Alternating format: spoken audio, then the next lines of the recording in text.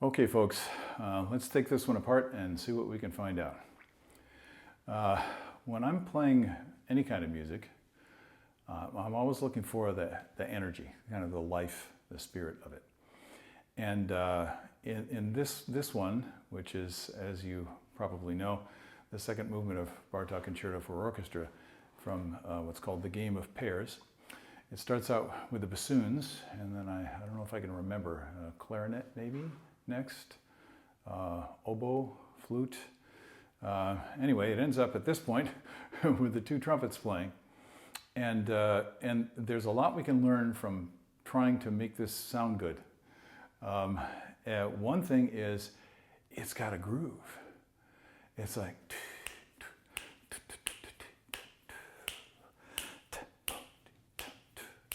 and that's probably the primary energy of the music. It's fun. It's got bounce to it, especially when you listen to the first game with the bassoons. It's a wonderful way to start with the sound of that instrument and the kind of that bouncy effect. So when trumpet players practice this, we tend to concentrate on a lot of details that are really important, like the consistency in the articulation. I'm afraid I probably didn't do that all that well. And also the pitch relationships, and all these things are really important. But when we're focusing so much on those things, we lose track of what's the point? So you have several things going on here. There's that groove.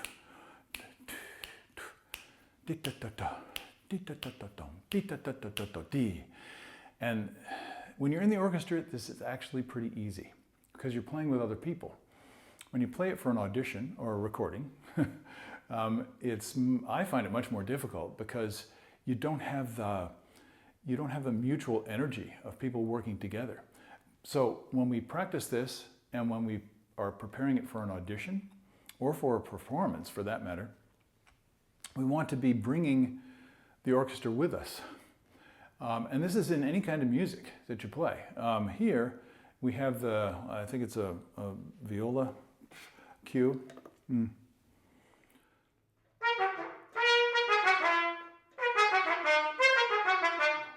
So this feels a little too fast to me now. It's like,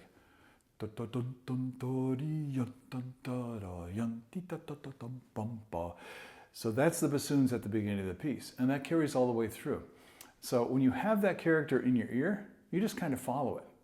Instead of paying attention to all the details have to be worked out as kind of an automatic response. And now this goes to that feeling of the rhythm. If you're not able to keep a steady tempo in this, which I'm not sure I did, I'll have to listen to the recording, then, that's the main thing to work on.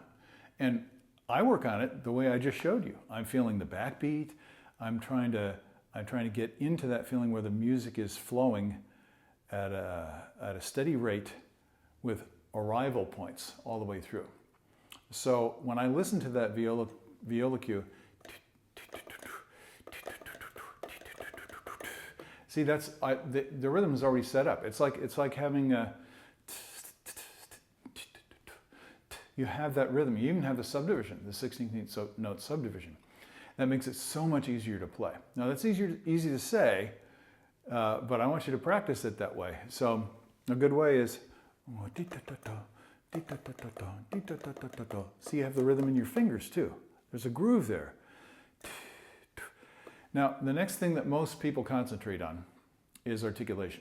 And that's really important in this because anytime you play an excerpt for an audition, anytime you play any music, but especially when you're playing an excerpt, which is just a piece of something much bigger and more fully orbed, you're trying to convey the energy in the whole music that's there, and that's really impossible to do. But what you can do is go back and say, well, how does this work? So you have that groove thing going, and then you have shapes. And most people, because they're concentrating so much on the articulation, don't hear the shape. So what I like to do is take things maybe out of tempo, or certainly slower tempo usually, sometimes a faster tempo if it's a very slow work, and see if I can find the shape.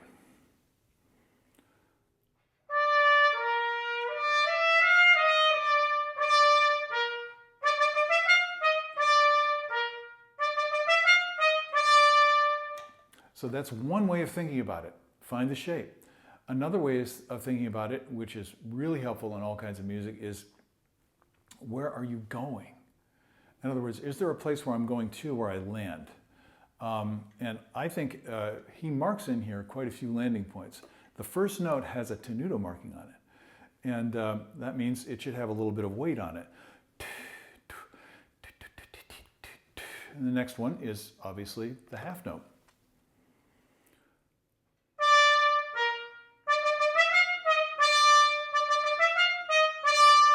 Now, I just realized as I played it right now, I'm thinking those things, and because I'm a trumpet player and I'm not so smart, I'm trying to make those things happen physically.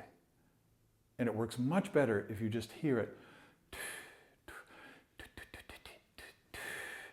so that it's easy physically. We, as trumpet players, because of our experience playing a very challenging physical instrument, we have the memories of all those physical sensations.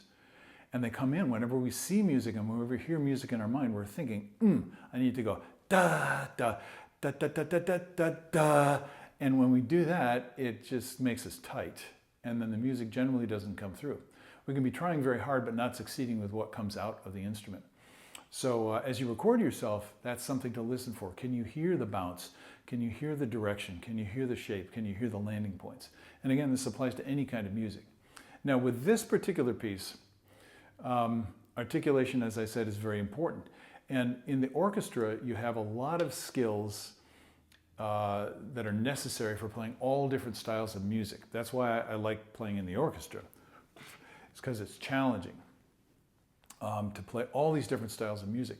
If you're only generally playing one style of music, if you play in a salsa band or a funk band or a big band, or if you you play in any kind of group where there's a genre that's pretty stable, you have tools and ingredients, musical ingredients that fit with that genre. But in the orchestra, you have to be able to do all these different kinds of things throughout periods of history that all have different character to them. And that means you have to develop a lot of different reflexes, unlike being a soloist.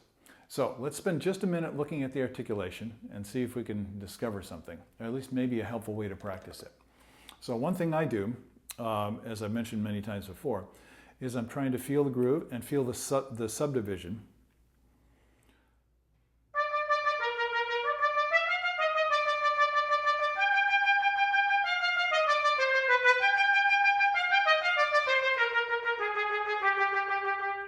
Now when you tongue it, that could be technically difficult for you. If that's technically difficult, work on the skill of articulation.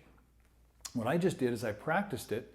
I was practicing articulation for the musical quality, for the consistency of it, but I was also trying to play the line at the same time. I don't think I succeeded in playing the line because I was concentrating so much on the articulation. So that's the problem we have. Work on these things one thing at a time. That's the best advice I can give you. So if I want to work on the articulation, I just work on it as a separate entity. I put a little note to myself in my practice routine. Oh, I need to practice this style of articulation because it feels a little bit awkward. It feels a little bit stiff. It's not easy to control. It's not fun, you know?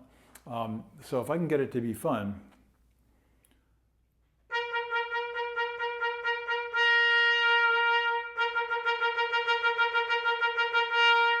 so I'm going to give you one bit of advice that most trumpet players struggle with this issue. And if you can do this, it's going to start to give you more freedom with your articulation.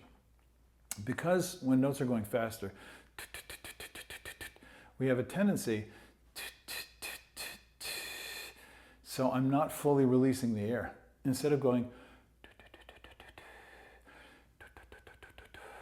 so the flow is not obstructed in any way. Because we're going to move the tongue fast, we leave the tongue right up there until we're actually squeezing the air before it even gets to our lips. And this is what causes most of the problems. Because I won't get too much into the technical details, that's for another day, but when the tongue starts to squeeze the air, then my blower starts to work a little bit harder in order to balance that out and keep the air moving. So now I'm using way more energy and using way more tension than is necessary. So if I go back to my Clark studies and I play,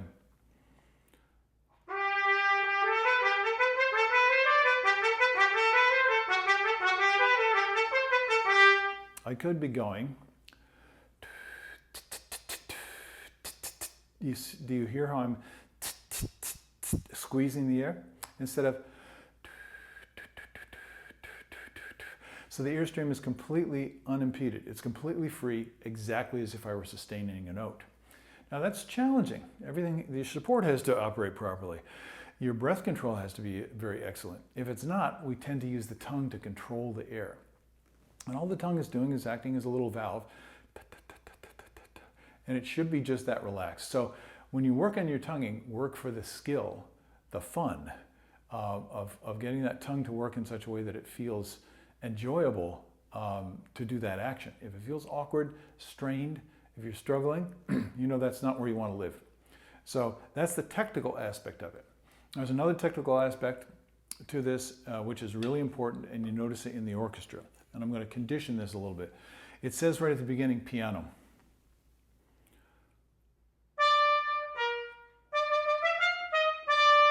I didn't like that. It had a nice start, and I thought, I'm doing what I actually just told you not to do. Why? Because I'm not comfortable. I'm not playing, sustaining the air.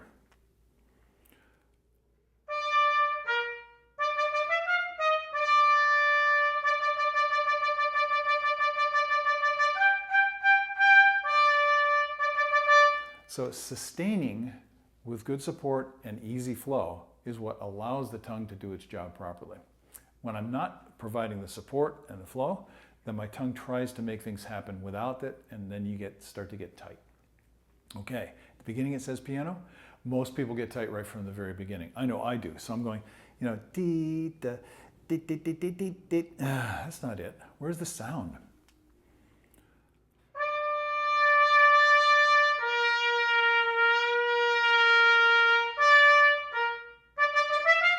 And many of you will say, well, but that sounds loud.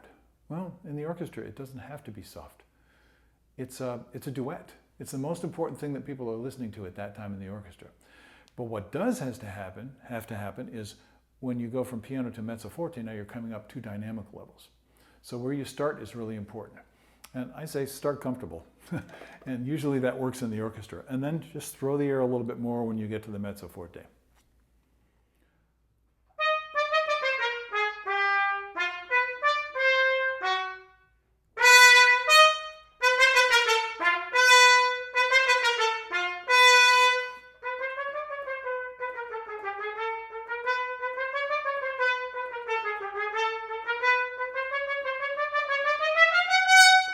So now you get into a groove with it, and you get to your landing points, which I just tried to show you there a little bit. But practice, most of us need to practice. I need to practice it every day. It's challenging for most trumpet players to do terrace dynamics. So you're playing mezzo forte. In this case, it's more like a good mezzo forte, maybe even forte.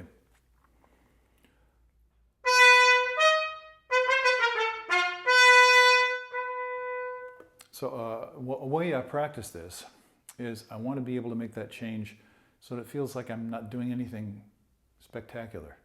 I'm not doing anything significant. It's simple, it's easy, it's natural. I don't think about it. And you may find that quite difficult. A good way to do it is practice it with your voice. I'm not going to demonstrate because I figure by now you're probably tired of hearing me sing, but it's easier to do it with your voice. And another thing is you need to know where you're aiming. So if this is mezzo forte,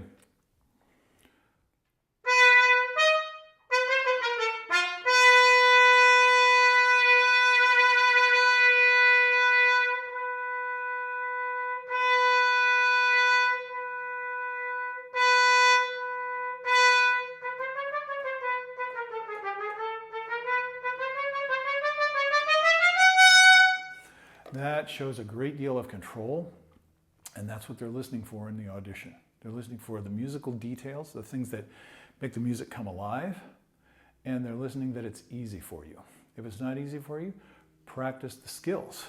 So you can do this, like I said, you can do this with Clark Studies, you can do it with the Arbin book, you can do it just making up your own exercises on single notes. It's all great, you know, it's no problem.